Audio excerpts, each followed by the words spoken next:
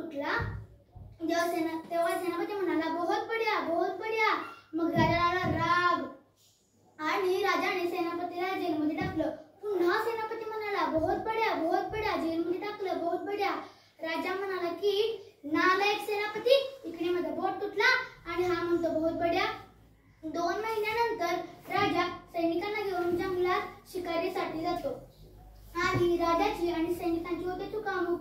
मग काय सगळीकडे अंधार पसरतो आणि जंगलातले आदिवासी राजाला पकडतात आणि त्यांच्या ताब्यात घेऊन जातात। हंबा हुंबा हुम हुम, हंबा हुंबा हुम हुम। राजाचे कपडे फाडतात, राजाला आंघोळ करून देवी समोर बली देण्यासाठी नेतात। हंबा हुंबा हुम हुम, हंबा हुंबा हुम हुम। एक आदिवासी तलवार काढून राजाच्या मानेवर मारणारच तोवर दुसरा आदिवासी राजाच्या तुटलेल्या बोटाकडे बघतो आणि म्हणतो थांबा, हा तर अपूर्ण आहे, हा खंडित आहे, याची बली दिली तर देवी दुःखी होईल, म्हणून राजाला सोडून घेतात। राजा आपला घोडा घेतो आणि आपल्या महलात येतो। सैनिकांना म्हणतो की सेनापतीला सोडवून आणा।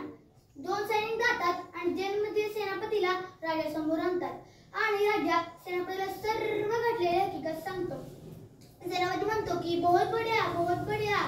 राजा म्हणतो की अरे हो, माझा अंगठा तुटला म्हणून माझा जीव वाचला, परंतु तू 2 महिने जेलमध्ये होतास तरी बहुत बढ़िया म्हणतोस, ते कसं काय?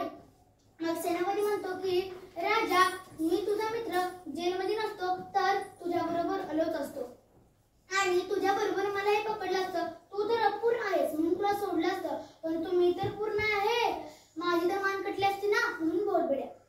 मित्रांनो, एक ग्लास, त्यात पाणी भरले। काही लोक म्हणतील ग्लास तरी कम आहे, काही लोक म्हणतील ग्लास तर भरला आहे, म्हणून वस्तू कशी दिसते हे महत्त्वाचे नाही, आपण वस्तू कशी बघतो हे जास्तीत जास्त महत्त्वाचे आहे। म्हणून दृष्टी नाही, दृष्टिकोन बदला, नजर नाही, नजरिया बदलो, आपले विचार बदला, आपले विचार बदला, आपले विचार बदला। धन्यवाद।